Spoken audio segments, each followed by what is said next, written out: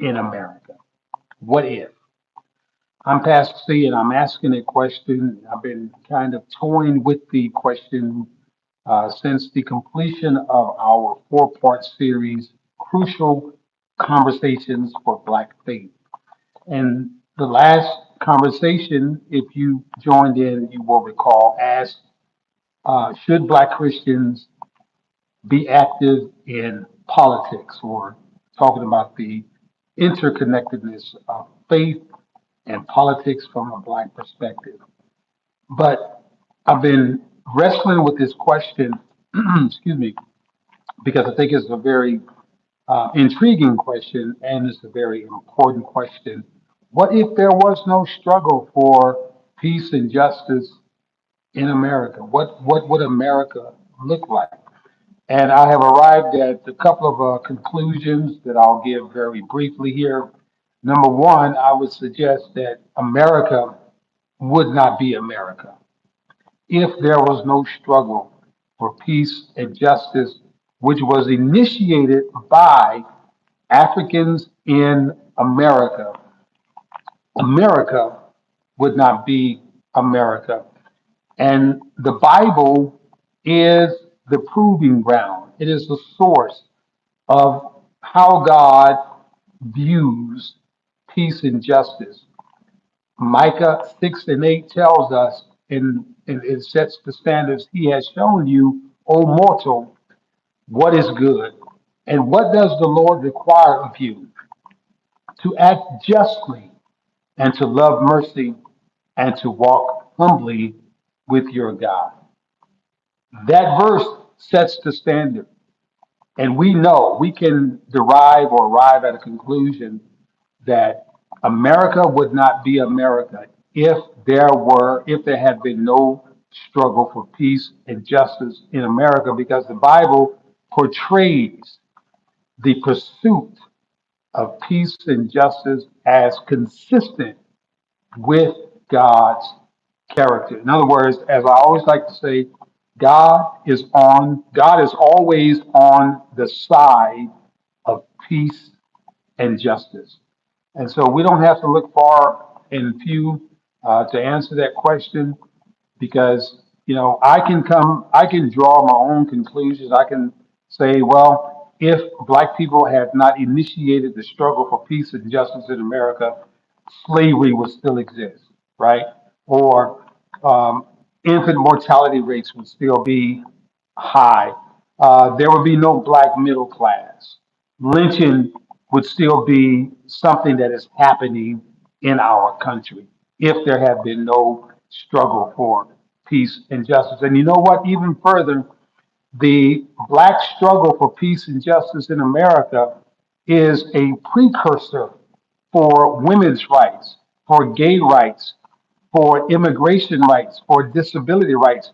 None of those rights would have been conferred upon those groups if it had not been for the Black struggle for peace and justice in America.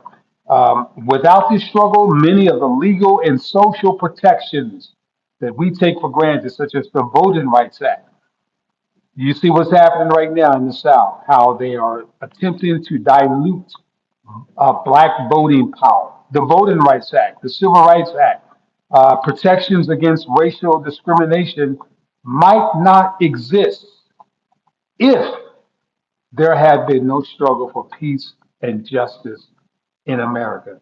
My friends, I just wanted to come on and, like I said, I've been tossing that around in my head because it's such an important question, and we can look to Scripture, thank goodness, and we can read the Micahs 6 and 8. Um, we can read other scriptures as well, where Isaiah 1 and 17, learn to seek right, to do right, to seek justice, defend the oppressed. We can read Psalm 82 and 3, defend the weak and the fatherless, uphold the cause of the poor and the oppressed. We can read Jeremiah 22 and 3, do what is just and right, rescue from the hand of the oppressor, the one who has been robbed. Do no wrong or violence to the foreigner, y'all, the foreigner, the fatherless, or the widow. I'm telling you, God is always, always on the side of peace and justice. So if there had been no struggle for peace and justice in America, America would not be America. I like the way that Nicole Hannah Jones, one of the founders or curators of the 1619 Project, she says America wasn't a democracy until black people made it one. America was not a democracy until black people made it one. Black people, Africans who arrived in America. And listen, this struggle for peace and justice did not start this morning, y'all. It didn't start last week. It's been going on since the very inception of America as a country. From the time that the first slaves came over to this country in 1619. And if you want to count slave uprisings, insurrections, slave revolts as part of the struggle for peace and justice, as I do, which I do, and I'm here to tell you, they only give credit for about maybe 3 to 4 to 500 actual slave revolts in America. I think it's double that, y'all. I think it's double that. I think the historians have probably miscalculated that number. But all of that is part of the struggle for peace and justice in America. So I just wanted to come on real quick and toss that out. Like I said, some of the things that without even researching, without even going to Chat GPT or any other online source, I just wanted to throw it around in my own dome. Like I said, if there had been no struggle for peace and justice in America, slavery would not exist. We would still be unable to vote. There would be no equal rights for black people. We wouldn't even have legal standing in the eyes of the law. Redlining, infant mortality rates, we would have zero access to education. And guess what? In the Reconstruction period, up to the Reconstruction period, there was no such thing as public education. But guess who began the struggle and the advocacy for public education? That's right, it was us.